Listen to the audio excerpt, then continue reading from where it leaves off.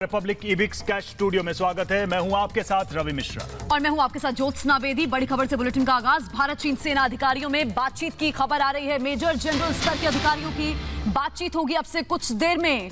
थोड़ी ही देर में बातचीत शुरू होगी। गलवान घाटी में जिस तरह हिंसक झड़प हुई उस पर बातचीत इस बैठक में होगी। अब भारत चीन के अधिकारी जनरल मेजर जनरल स्तर के इस बैठक में मौजूद रहेंगे। अब से थोड़ी ही देर बाद ये बातचीत मेजर जनरल स्तर की शुरू होने वाली है।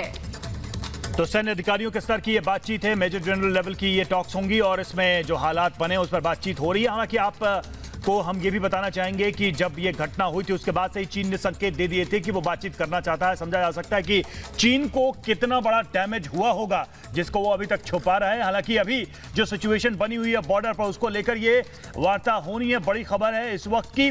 प्रधानमंत्री ने सीधे संकेत दे दिए कि भारत कहीं से भी पीछे हटेगा नहीं। अगर कोई हमारी संप्रभुता पर हमला करने की कोशिश करेगा या उस पर कोई सवाल उठाएगा तो हम उसको मुंहतोड़ जवाब देंगे। हम पूरी तरीके से उसकी रक्षा करेंगे। और सेना को इसके पहले आपको बताएं कि कल भी आदेश आ गया था। जो सुरक्षा समिति थी उसकी जो बैठक हुई सीसी जो हुई थी और उसमें यह साफ कह दिया था कि सैन्य अधिकारी सेना जो सिचुएशन है बॉर्डर पर उसके हालात से अपने फैसले लेने के लिए स्वतंत्र है, यानी खुली छूट सेना को दे दी गई थी। तो फिलहाल एक अहम जानकारी इस बारे में कि दोनों पक्षों की तरफ से मेजर जनरल लेवल की बातचीत चल रही है। अब से थोड़ी देर में इस बातचीत की शुरुआत होनी है। रवि, गलवान हिंसक झड़प, गलवान में जिस तरह खूनी झड़प हमने देखी उस पर बातचीत जनरल स्तर लेवल मेजर जनरल स्तर लेवल के अधिकारी करेंगे।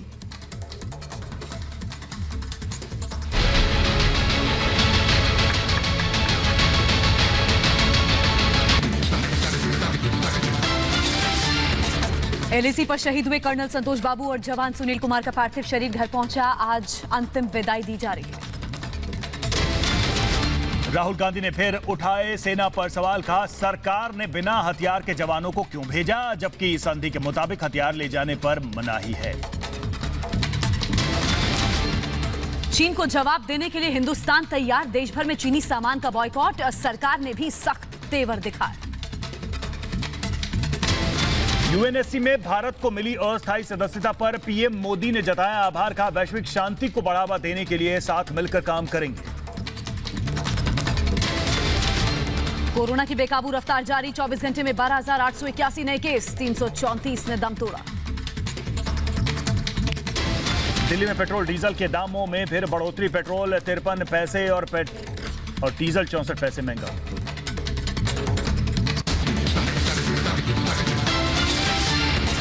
एलएसी पर शहीद हुए कर्नल संतोष बाबू और जवान सुनील कुमार का पार्थिव शरीर घर पहुंचा। आज अंतिम विदाई दी जा रही है। राहुल गांधी ने फिर उठाए सेना पर सवाल। कहा सरकार ने बिना हथियार के जवानों को क्यों भेजा, जबकि संधि के मुताबिक हथियार ले जाने पर मनाही है। चीन को जवाब देने के लिए हिंदुस्तान तैयार। देश भर में चीनी सामान का बॉयकॉट। सरकार ने भी सख्त तेवर दिखाए। यूएनएससी में भारत को मिली अस्थायी सदस्यता पर पीएम मोदी ने जताया आभार। कहा वैश्विक शांति को बढ़ावा देने के लिए साथ मिलकर काम करेंगे। कोरोना की बेकाबू रफ्तार जारी। 24 घंटे में 12,881 नए केस, 334 ने दम तोड़ा। दिल्ली में पेट्रोल डीजल के दामों में फिर बढ़ोतरी। पेट्रोल 53 पैसे और डीजल 64 पैसे महंगा।